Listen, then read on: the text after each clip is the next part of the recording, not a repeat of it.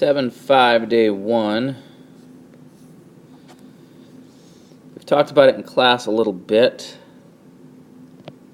but things start to take a very graphical focus, and here's kind of the approach that we'll take these next two sections.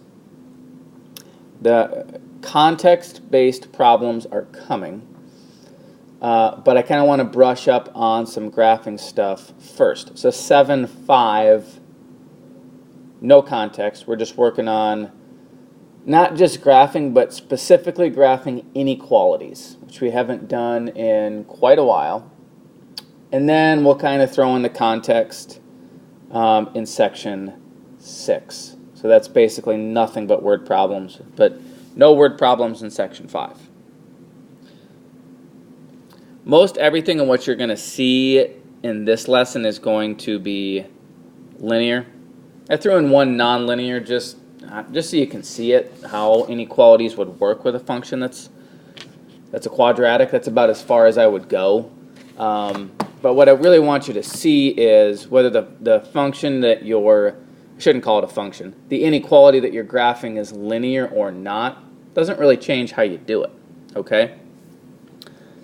What I would start with, if you're doing an inequality, is forget it's an inequality for just a little bit, right? We can't ignore that the expression actually wants us to identify all the points on this coordinate grid where the y value is greater than or equal to x squared minus 1. Okay? Now let's start by just identifying where they equal x squared minus 1. Okay?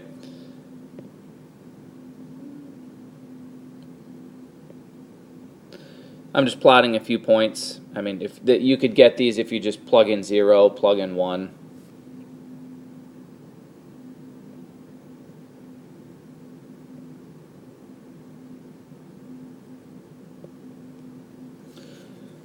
I'll call it good there.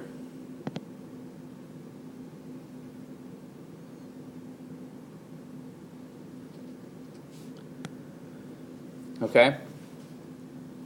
Now, if the instruction said to just graph that, we'd say, wonderful, we're done. Okay? But now, we have to go back to the fact that the symbol there actually was a greater than. Okay? Which really leads us to a pretty simple situation. Either all the points above the parabola are solutions, or all the points below are. We just have to figure out which side that we would want to shade. Okay? All you need to do is find a good test point. The only technical criteria for a test point is it just can't be on the graph that we've already made. All right, so 0, 1. Well, actually, that would be 0, 0 would be a fine point to test, but 0, 0, negative 1, excuse me. 0, negative 1 would be a lousy point to test because it's on there. Okay, so don't do that. But the point 0, 0 is not on the parabola, so I'm going to test it. Okay, and by test it, I mean plug it in.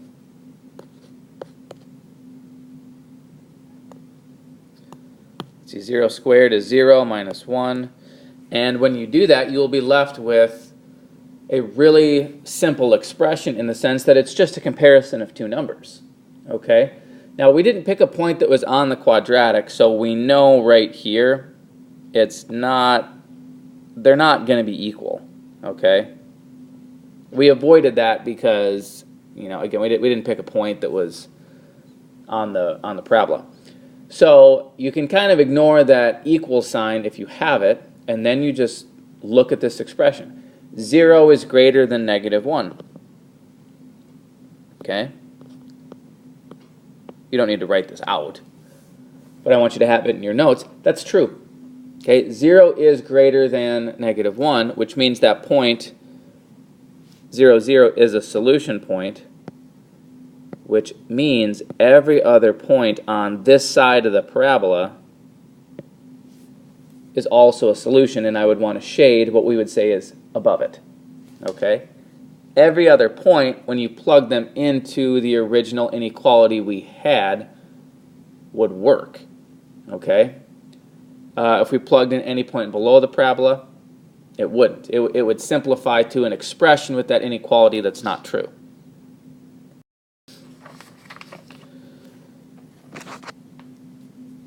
All right, these are technically going to be linear, but they kind of represent a couple interesting cases that I want you to see because they only have one variable. Okay, so x is greater than -2. Really just think like x equals -2. Okay, that's a unique case where it's a vertical line. Okay, remember all of our x values go along the horizontal axis. Okay, now you're going to see something different here as I mark this location that basically takes all the points on our graph and it divides them. Okay, points on the right, all those points have x coordinates that are bigger than -2. All the ones on the left have x coordinates that are less than -2. We, of course, and you could, I don't think if you have a vertical or a horizontal line, I don't think you need to do a test point. You certainly could. I mean, if you did, you could select any point on the right side and you would see, hey, look at its x-coordinate. Is it bigger than -2? And you're going to see the answer is yes, no matter which point you pick. The opposite would be true on the left side. Notice the dashed line that I have at -2. Okay, this was just a greater than, not a greater than or equal to. So those points that are actually on that line, that dashed line means that they don't count. Okay, those points are like the barrier of where our solutions are, but they themselves are not solutions, because I don't want coordinates that have an x value that equals -2 greater than -2. So right here, I would find y equals 3.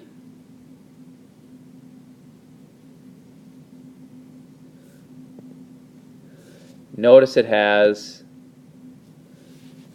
the less than or equal to sign. Okay? So a solid line. Those points count. Okay? My next and final piece to graphing this is shade above or shade below. But that line divides the points into our solution region and the area that's not our solution region. Okay?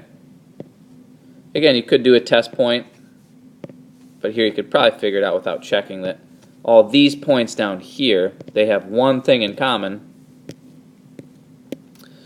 They have a y-coordinate that is less than or equal to 3.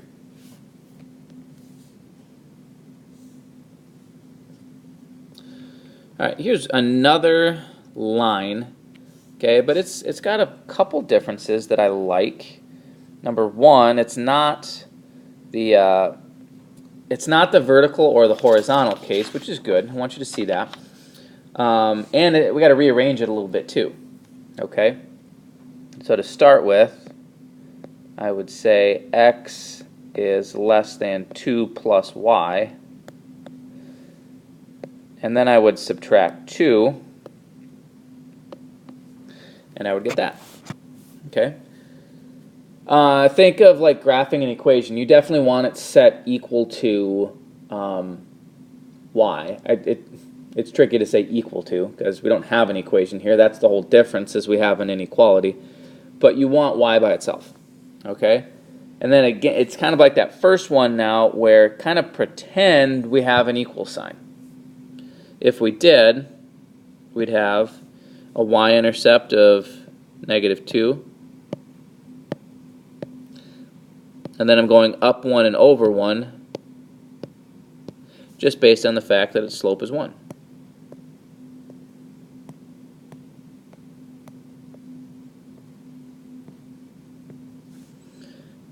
I'm going to fill in this line with some dashed points. Looks a little funny because I already marked kind of where to fill it in with all the dots.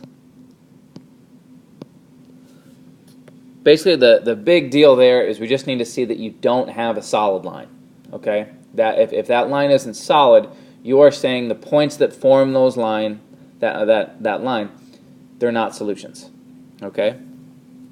Now the diagonal cases can be a little bit trickier, but once again, I can go test the point 0, 0. Simplify it a little bit here. And I get that. Okay?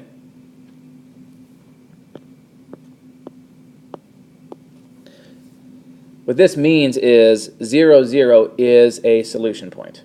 Okay? I plugged it in and it worked. It's simplified to an expression that's true, and it only takes one test point because the question we were trying to answer is which side to shade, and the answer is this side. And you only ever have to check one point. Let's say 0, 0 didn't work and it's simplified to something false. Shade the opposite side. Okay? That's where you're going to find all of your solutions.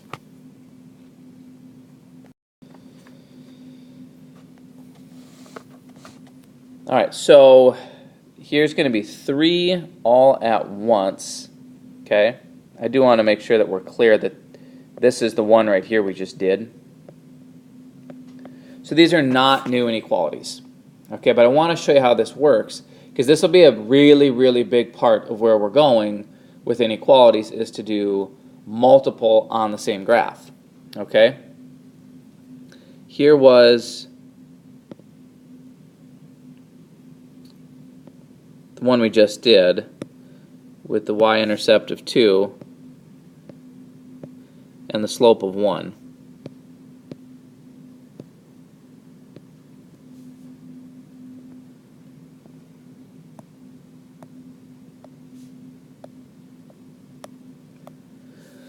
Now I'm going to mark that with a 1, right?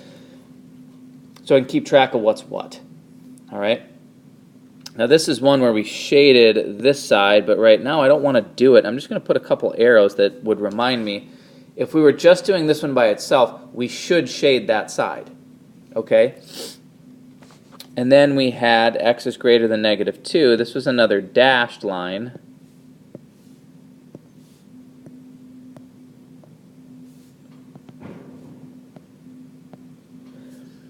And if we were to shade it, we would have done the right side.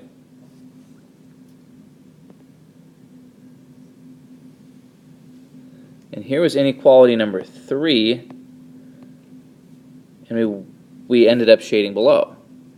Now this part can be a little bit tricky. What we want now is to shade the area that is a solution to all 3. Okay, so basically what you have to find, where are the arrows all pointing at each other? Okay, and it ends up being right in this triangle here.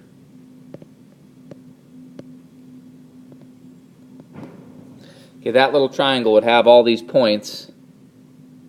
Okay, you could plug them into any of the 3 inequalities, and we know they would be solutions to all of them. Okay, it's below number 3, to the right of number 2, and above number 1. Okay, so if you hear a reference to the term a system of inequalities, that's what we're talking about.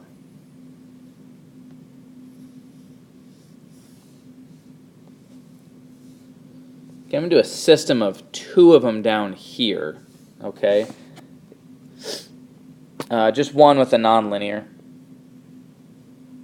Again, linear ones are the bigger deal for us because we'll work with those more, but I like coming back and seeing the nonlinear as well, because I just want to keep giving you that reminder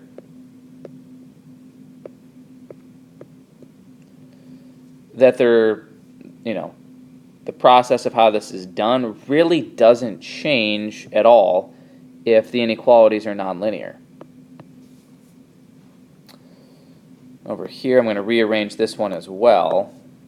Okay, let's start with what we're saying. We'll call the line inequality number 2.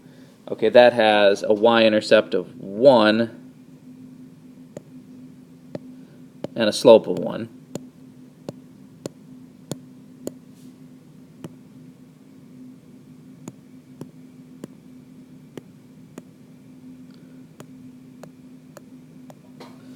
Okay.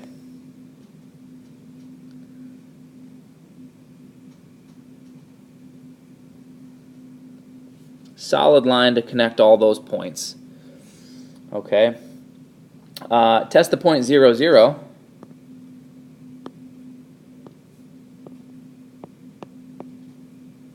Which would say that, and again, kind of ignore that equal sign. It's not on the line, so we know that's not going to be the case. It's true. So 0, 0 is a solution, so I'm just going to put the arrows over here that would say that's the side where we find all of our solutions to that particular inequality. Okay. The quadratic, notice, is the same one that we did in the very first example. Okay, its vertex was at 0, negative 1.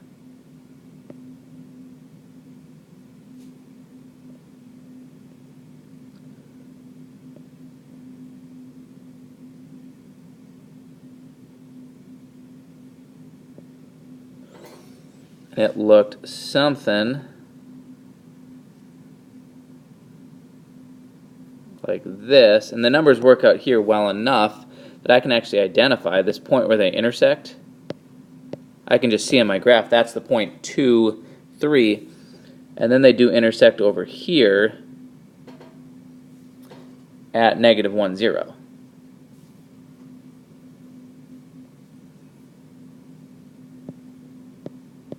And based on what we did in the first 2 sections of the unit, we could have figured that out. Okay, we could have taken these two, we could have treated them as equations, and we worked on a line and a quadratic and figuring out where they intersect. Remember, for this one, it was to shade above the quadratic, which would mean in this little enclosed space right here, below the line and above the parabola. That's the only place on the graph where you would find these coordinate points that are actually solutions to both of those inequalities. Okay, everything in there. Anything that is outside that region, I sketched outside of it a little bit, I shouldn't have. But anything outside of there, they would not.